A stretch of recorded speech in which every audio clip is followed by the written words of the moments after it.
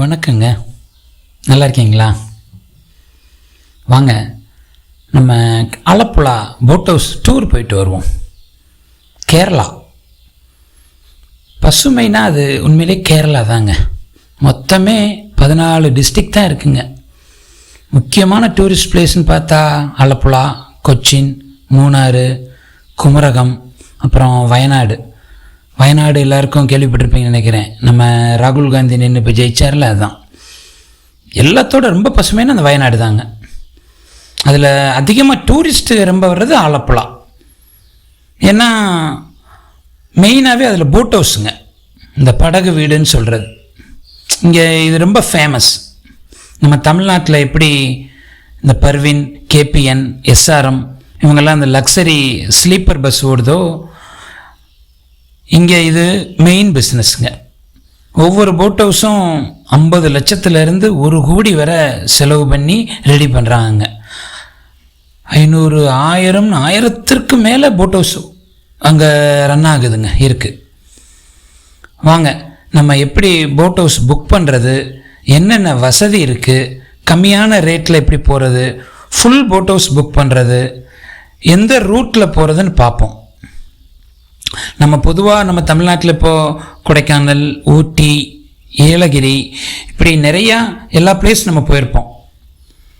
இது கொஞ்சம் வித்தியாசமான அனுபவங்க. ஆலப்புழாக்கு கோயம்புத்தூர் வழியாகவும் போகலாங்க. இந்த பக்கம் கோவில்பட்டி, தென்காசி, புளியரை வழியாகவும் போகலாம். இங்கிட்டு மதுரை, தேனி, கம்பம், கும்பிளிய வழியாகவும் போகலாங்க. 3 ரூட் இருக்குங்க. ட்ரெயின் வசதியும் ஆலப்புழாக்கே நேராக இருக்குது. இப்போ இந்த கொரோனா ஸ்டார்ட் ஆனதுனால சில இதை மாற்றி விட்றாங்க. ஆனால் ஆலப்புழாக்கு ட்ரெயின், நேரடியாக ட்ரெயினே இருக்குங்க.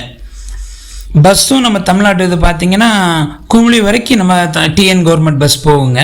அப்புறம் அங்கேருந்து ஆலப்புழாக்கு நேரடியாக பஸ் போகுதுங்க. இந்த குமிளியிலேருந்து வண்டிப்பெரியார் வரைக்கும் இப்போ போனோம்னா ஒரு நார்மல் ரோடு தாங்க. அப்புறம் அப்படியே அந்த ஹில்ஸ் ஆரம்பிச்சிடும். கொஞ்சம் தூரத்தில் இந்த பாம்பனார் ஃபால்ஸ்னு வந்துடுங்க. ஆனால் அது நம்ம குற்றாலம் மாதிரி குளிக்க முடியாது. இந்த பாம்பனார் ஃபால்ஸில் கொஞ்சம் கார் அப்படியே ஸ்லோ பண்ணோம். ஆனால் நேரம் மழை ஸ்டார்ட் ஆகிடுச்சு, நல்ல மழை, பயங்கர டிராஃபிக்கு. சரி நின்று கூட இறங்கி கூட பார்க்க முடியல. சரி வரும்போது பார்த்துக்கலாம் அப்படின்ட்டு அப்படியே மேலே வண்டி கார் போயிட்டே இருக்குது. சின்ன ரோடுங்க, இங்கிட்டு ஒரு வண்டி, இங்கிட்டு ஒரு வண்டி, அவ்வளோதான் வர முடியும். அந்த மாதிரி ரோடு தான் அப்படியே ஏறுது. பயங்கர வளைவுக, சட்டன் இம்மிடியேட்டாக வளையும். அப்படியே திடீர்னு மழை, பெரிய மழை ஆரம்பிச்சிருச்சு. ரோடு ஃபுல் மிஸ்ட்டு, எங்கே பார்த்தாலும் பனி, ஒரு வண்டியும் நகரவே முடியலை.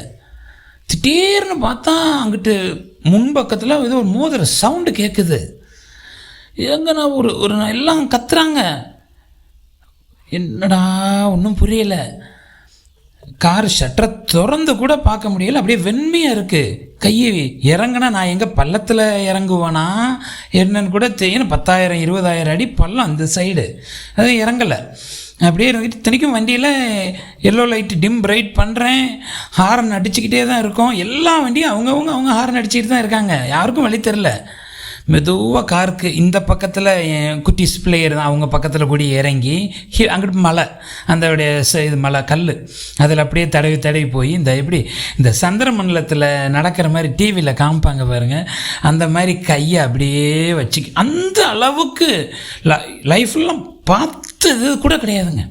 அப்படியே இது பண்ணிக்கிட்டு அங்கிட்டு அப்படியே போனால் கொஞ்சம் தூரத்தில் வரிசையாக வண்டியை நிற்கிது. ஆக்சிடெண்ட் ஆகிருக்கு. எல்லாம் ஒரு 10 வண்டி மோதி இருக்கும் வரிசையாக.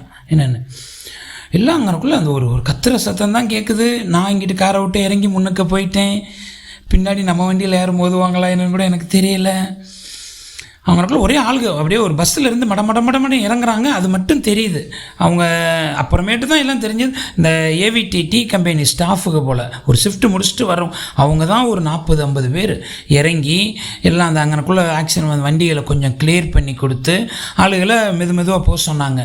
அப்புறம் மெதுவாக வண்டியில் போய் ஏறி அப்படியே ஒரு 1/2 மணி நேரம் ஊர்ந்து தாங்க அப்படியே அமைதியாக போகிறோம்.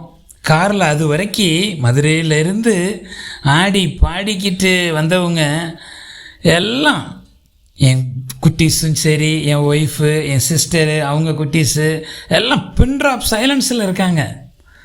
செம்ம த்ரில்லிங்க.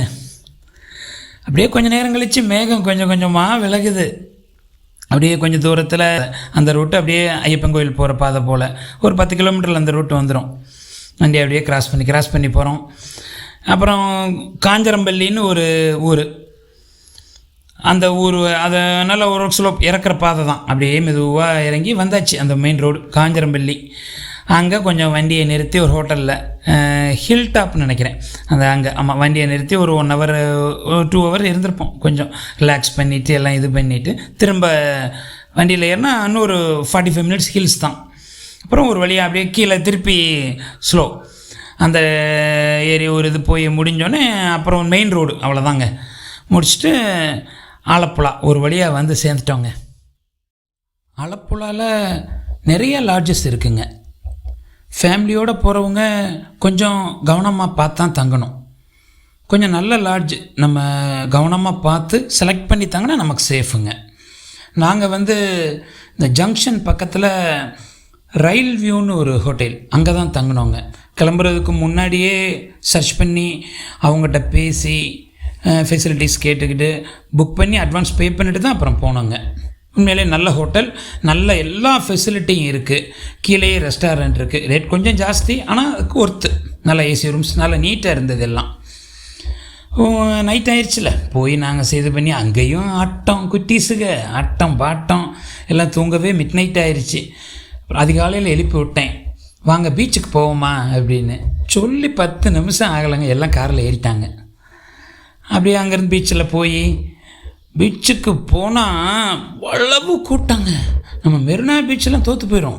என்ன கூட்டம், விலகிறதுக்கு கூட இடம் இல்லைங்க. நம்ம மதுரை அழகர் ஆற்றுல சித்திரை திருவிழா நடக்கும், எவ்வளவு அப்போ க்ரௌட் இருக்குமோ அந்த அளவு கூட்டங்க.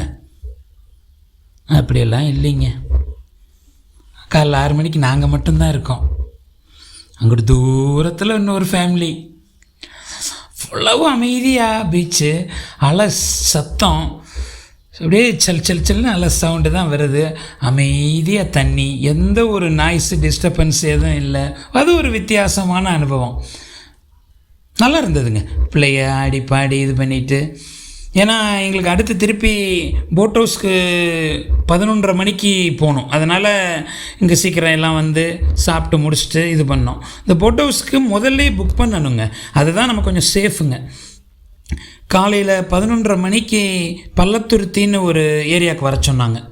அது லாட்ஜிலேருந்து 45 மினிட்ஸ் ஆகும் ட்ராவலிங்கே. நாங்கள் 12 மணிக்கு போய் சேர்ந்தவங்க. இந்த போட் ஹவுஸ் புக் பண்ணுறது திருப்பிங்க கொஞ்சம் கவனமாக புக் பண்ணணுங்க. ஏன்னா சில ட்ராவல்ஸ்காரங்களும் சரி, அங்கே இருக்கிற லோக்கல் கைட்ஸும் சரி, அமௌண்ட்டு நாங்கள் குறைச்சி புக் பண்ணுறோம் அப்படின்னு சொல்லி சுமாரான போட் ஹவுஸில் ஏற்றி விட்டுறாங்களாம். அங்கே போட் ஹவுஸும் சரியில்லையா, உங்களுக்கு ஃபுட்டும் சரியில்லாமல் இருக்கான். இது ரொம்ப கம்ப்ளைண்ட் வரும் போல், நிறையா பேர் நானும் கேட்டேன். அதனால் நான் முதல்ல போகிறதுக்கு முன்னாடியே சர்ச் பண்ணி ஒரு 10 போட் ஹவுஸ் கம்பெனி எடுத்தேங்க. அதிலிருந்து ஒரு 3 கம்பெனி ஃபைனல் பண்ணி அந்த அவங்ககிட்ட எல்லா டீட்டெயில்கள், என்ன ஃபுட்டு, எப்படி எங்களுக்கு தங்குற வசதி, எப்போ கிளம்பும், எப்போ வரும், இது எல்லாமே எடுத்தோம். அதில் ஒரு 3 பேர் நல்ல ஓரளவுக்கு ஸ்டாண்டர்டாக ஒரே மாதிரி சொன்னாங்க. அவங்க ஐபிஆர்னு ஒரு கம்பெனி, அப்புறம் மை ஹவுஸ் போட்னு ஒரு கம்பெனி, அப்புறம் நிசி போட்னு ஒரு கம்பெனிங்க. இவங்க 3 பேரும் ஓரளவுக்கு நல்லா ஒரே மாதிரி தான் சொன்னாங்க. ஏன்னா ஸ்டாண்டர்ட் போல் இவங்க நல்லா பெரிய குரூப். இதில் ஐபிஆர் நல்லா பெரிய குரூப் போல். மை ஹவுஸ் போட்டு நல்ல ஒரு யங் மேன், அவர் அந்த ஓனர், அவரும் நல்ல ஆளு ஸ்டாஃப் வச்சுருக்காரு. இது எல்லாமே நல்லா இருந்ததுங்க. நிறைய டேரிஃப் வச்சுருக்காங்க. நமக்கு என்ன பட்ஜெட்டில் வேணுமோ, இப்போ ஒரு எக்ஸாம்பிள் ஒரு கப்புள்ஸ் 2 பேர் மட்டும் போகிறாங்க அப்படின்னா ஒரு சின்ன போட், அவங்க அதுக்குள்ளே சிங்கிள் ரூம், அதுக்கு காஸ்ட் அப்ராக்சிமேட்டாக 2000லேருந்து 3000க்குள்ளே வாங்குறாங்கன்னு நினைக்கிறேன். இப்போ அதே இது ஒரு டபுள் ரூம் இருக்கிற போட் ஹவுஸ் புக் பண்ணணும் அப்படின்னா அதுக்கு ஒரு ரேட் ஆகுங்க. இப்போ நாங்கள் போனது எப்படின்னா, டபுள் ரூம் இருக்கிறது இங்கேருந்து போகிறதுக்கு முன்னாடியே இந்த பால்கனின்னு ஒன்று மேலே இருக்குங்க, மாடியோடு சேர்த்து. அந்த மாதிரி பார்த்து நீங்கள் அவங்ககிட்ட கேட்டு புக் பண்ணிங்கன்னா வியூ நல்லாயிருக்கும், பார்க்குறதுக்கு நல்லாயிருக்கும் அப்படின்னாங்க. ஓகே, ஆனால் அந்த மாதிரி அதை தான் நம்ம ஃபுல்லாக புக் பண்ணோம். ஃபுல் போட்டு எடுத்தோங்க, வேறு யாரும் கிடையாது, எங்கள் ஃபேமிலிக்கு இது மட்டும்தான். டோட்டலாக 18,000லேருந்து 20,000க்குள்ளே வந்தது, அவ்வளோதான். அதுக்கு மேலே வரல அது.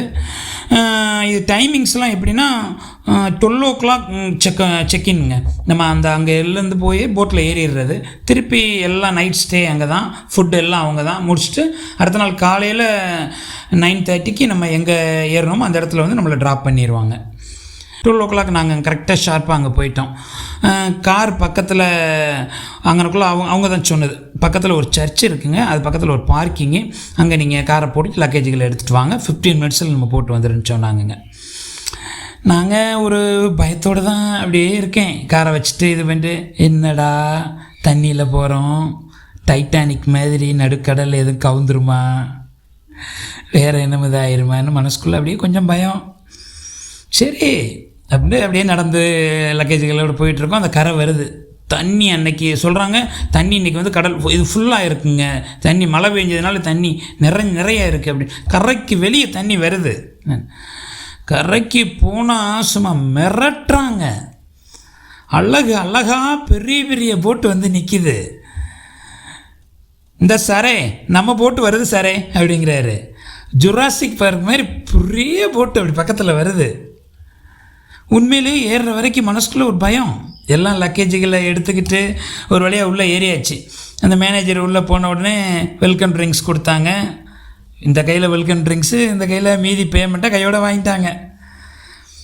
அந்த ஒரு 3 ஸ்டாஃப்ஸ் இருக்காங்க போல் அந்த போட்டு, அவங்க கையில் ஏதோ ஒரு கவரை கொடுத்தாரு. ஒரு கவரில் மீன் இருந்துச்சு, இன்னொரு கவரில் ஒரு ஃபுல் சிக்கன், ஒரு முழு கோழி இருந்துச்சு. ஒன்றும் புரியலை எதுக்கு, நமக்கு என்ன, நம்ம இப்போ தான் உள்ளே ஏறுறோம். Okay sir, all the best, have a nice journey அப்படின்னு சொல்லிட்டு ஒரு 3 பேரை அவங்கள அறிமுகப்படுத்தி வச்சார். எல்லாம் பார்த்தா எம்ஜிஆர் படத்து வில்லை மாதிரி இருக்காங்க. இவர் தான் கேப்டன், இவர் குக்கு, இவர் உங்களுக்கு போட் ஹவுஸ் இன்சார்ஜுங்க. இவங்க தான் உங்களுக்கு எல்லா ஹெல்ப்பும் பண்ணுவாங்க, போயிட்டு வாங்க சார், தேங்க்யூ அப்படின்னாரு. அந்த இன்சார்ஜு ஏதோ கொஞ்சம் நல்லா பேசிட்டு வந்தார். என்ன தமிழை தான் டிராக்டரில் விட்டு ஏற்றுறாரு. ஆமாங்க, நம்ம அந்த ஜம்பை போட்டு அப்படியே கிளம்பிடுச்சு. நேரம் ஆக தண்ணியில் இருக்கிற பயமே இல்லைங்க. அழகு டைனிங் ரூமுங்க, என்ட்ரன்ஸில் அந்த அங்கனுக்குள்ளே ஒரு ஏசியோடு வச்சுருக்காங்க, நல்லா கிளாஸ் போட்டு இது பண்ணி, சுற்றி சோஃபா வேடிக்கை பார்க்குறதுக்கு. பக்கத்தில் அப்படியே நல்ல ஒரு வாஷ் பேஷின். உள்ள ரூம் போனால் ஷூட் ரூம் மாதிரி இருக்குங்க, நல்லா அழகாக இருக்குது, வித் அட்டாச்சு பாத்ரூம். அதில் ஜன்னல் வந்து கிளாஸ் இது பண்ணி கவர் பண்ணியிருக்கு. நம்ம படுத்துக்கிட்டு பார்த்தா கூட வெளியே அங்கே போட்ஸ் போகிறது தெரிகிற மாதிரி தான் பண்ணியிருக்காங்க. வாங்க சாரே, நம்ம போட்டு மேலே போங்க, மேலே போனீங்கன்னா நம்ம பால்கனி இதுதான் நம்ம இதில் ஸ்பெஷலுங்கன்னாரு. எல்லோரும் அப்படியே மேலே போகிறவங்க என்ன ஏறி போனால் மயக்கமே வருதுங்க. சுற்றி தண்ணி, அவ்வளவு அழகாக நிறைய போட்டோஸ் வரிசையாக போகுது. மாடி வியூவில் அவ்வளவு அழகாக இருக்குது. மாடி ஃபுல்லாக நல்லா வுட் ஃப்ளோரிங் போட்டிருக்காங்க போல். பெரிய டைனிங் டேபிள், அதில் ஒரு 20 சேர், ஆளுங்க உட்காந்து சாப்பிட்ற மாதிரி அவங்க அப்படி அரேஞ்ச் பண்ணி வச்சுருக்காங்க. வீட்டில் எல்லாம் ஒரே ஆட்டம் பாட்டம் குதிக்கிறாங்க. கிட்ட ஒரு ஃபோட்டோ வீடியோ செல்ஃபி, ஒரே ஃபோட்டோ மயம்தான். எல்லாம் கீழே போகிறாங்க, மேலே வர்றாங்க. பாப்பா குட்டிகளாக மெதுவாக போங்க அப்படிங்கிறேன். யாரும் எதையும் கேட்கல, அவங்க வாட்டுக்கே போகிறாங்க எல்லாம். நான் அப்படியே அந்த ஹவுஸ் போட் ஓட்டுற அந்த கேப்டன் சொன்னார், நம்ம ஜெட் ஏர்வேஸ் கேப்டன், அவர்கிட்ட பக்கத்தில் என்ன அப்படியே பேசிக்கிட்டே இருக்கேன் என்னென்ன. அப்படியே அந்த போட் அந்த ஃப்ரண்ட் வியூவில் அது போகிறது தண்ணியை கிழிச்சிக்கிட்டு அவ்வளோ ஒரு வேகமாக போகுது. அப்படியே அது வரைக்கும் என்ன இருந்து எல்லாம் மறந்துருச்சு. ஏன்னா முன்னுக்க இங்கிட்டு எல்லாம் அங்கே ஒவ்வொரு போட்ஸ் போய்கிட்டே இருக்குது. அப்புறம் மேலே போய் என்னென்னு பார்த்தா இன்னும் அதுக்கும் முன்னாடி ஏரியல் வியூன்னு அந்த ஒரு ஷார்ப்பாக ஒரு பகுதி வச்சுருக்காங்க. இந்த குட்டீஸ் எல்லாம் அங்கே போய் நிற்கிதுங்க. அதுக்கு மேலே அழகாக அந்த எட்ஜு, போட்டோடைய எட்ஜு இப்படியே ஓடுது நேரம். அவர் திருப்பி வர்றாரு, நம்ம அந்த இன்சார்ஜ் தமிழ் புலவர். சரி சாப்பாடு ரெடி, எல்லாம் கீழே வந்தீங்கன்னா கொஞ்சம் எல்லாம் சாப்பிட்லாம் அப்படின்னாரு. இதுக்கு யாரும் வரல, எல்லாம் ஆடிக்கிட்டு இருக்குங்க. அப்புறம் கொஞ்சம் நேரத்தில் போட்டு அப்படியே ஒரு ஸ்லோ வர மாதிரி பார்த்தா ஒரு பெரிய நீல பாலம் நடு கடல்லைங்க. அது ஆக்சுவலாக அது கடல் கிடையாது, பேக் வாட்டர் தான். நல்லா பெரிய பாலம். அங்கனக்குள்ளே வரிசையாக எல்லா போட்டுகளும் அப்படியே நிற்கிது. அழகா வரிசையாக நிற்கிது. என்னென்னு கேட்டேன். இல்லை இது லஞ்ச் ஹவர் பிரேக் சார், இது இங்கே தான் ஒரு 1 ஹவர் நிற்கும், நீங்கள் சாப்பிட்டுட்டு ஃபுல்லாகவே அப்படியே ரவுண்டு போயிட்டு வரலாம் சார் அப்படின்னாரு. ஓகே. டைனிங் ரூமில் எல்லாம் எடுத்து வச்சிட்டாங்க போல். நல்லா நீட்டாக சர்வ் பண்ணியிருந்தாங்க. உண்மையிலேயே சுற்றி அந்த கிளாஸ் தான், அதனால் எல்லாம் நடுவில் உட்காந்து சாப்பிட்ற மாதிரி வரிசையாக. நாங்கள் 7 பேர் தாங்க. நான், என் ஒய்ஃபு, 2 குட்டீஸு, என்னுடைய சிஸ்டர், அவங்க 2 பசங்க. ஆக்சுவலாக மாப்பிள்ளையும் அவரும் வர மாதிரி இருந்தது. முந்தின நாளும் முக்கியமான அவங்க பேங்க் சம்மந்தமாக மீட்டிங், இதனால் தவிர்க்க முடியாமல் வர முடியலை அவரால். அதனால் நாங்கள் 7 பேர் தான் போயிருந்தோம். எங்கே போனாலும் எனக்கு இந்த என்னுடைய தங்கச்சிங்க இவங்க அவங்க இப்படி கூட்டிகிட்டு போய் தாங்க எனக்கு பழக்கம். அது எந்த டூர் போனாலும் சரி. நான் இது வரைக்கும் தனியாக எங்கேயும் போனதே கிடையாதுங்க. அவங்க வேணால் எங்கே போவாங்க, நாங்கள் எங்கேயும் அவங்களோட தான் அப்படியே போவோங்க. அப்படியே பழகிருச்சு எங்களுக்கு. நல்லா சாப்பாடு 7 பேருக்கும் நல்லா நீட்டாங்க. எல்லாம் ஒரு பெரிய மீன், ஒவ்வொரு மீன் 7 பேருக்கும் வச்சாங்க. நம்ம ரைஸு, சாம்பார், கேரளா கூட்டு, அப்புறம் அவங்க கேரளா மாடலில் ஒரு ரசம். நல்லா செம்ம டேஸ்ட்டுங்க, நல்லா இருந்தது சாப்பாடு. சாப்பிட்டு முடிச்சுட்டு அப்படியே அந்த பிரிட்ஜில் இறங்கி நடக்கிறோம். மதியம் 2:30ங்க. அவ்வளோ ஆக்சுவலாக நம்ம ஊரில் 2:30னா நல்ல வெயில், அங்கே சில்லுன்னு இருக்குது. இங்கே அந்த பேர்னா அந்த தமிழ் புலவர் அவர் வந்தார். அங்கே தான், இங்கே தான் நிறையா ஷூட்டிங் எல்லாம் நடக்குங்க. உங்கள் தமிழ் படத்தில் இந்த சூர்யாசின் ஒரு கஜினி பாட்டு இங்கே தான் எடுத்தாங்க. அப்புறம் லட்சாவதின்னு ஒரு பாட்டு, ஹிந்தி பாட்டு, நிறைய படங்கள் இங்கே வந்து எடுப்பாங்க. லாஸ்ட் வீக்கில் கூட ஒரு ஷூட்டிங் நடந்தது அப்படின்னாரு. நல்ல இடம், வரிசையாக எல்லா போட்டுகளும் ஹவுஸ் போட்டு வந்து நிற்கிதுங்க. எல்லாம் திடீர்னு ஒவ்வொரு இடத்துங்களும் ஹாரன் அடிக்கிறாங்க. ஒவ்வொரு ஆளுகளும் அப்படியே ஏறி கிளம்புறாங்க. நாங்கள் அப்படியே பேசிக்கிட்டே விளையாண்டுக்கிட்டு ரொம்ப தூரம் போயிட்டோம். அப்புறம் அவர் ஃபோன் பண்ணார், இந்த வரோம் சார்னு வந்து ஏறினோம். உண்மையிலே ரியலிங்க, நல்லா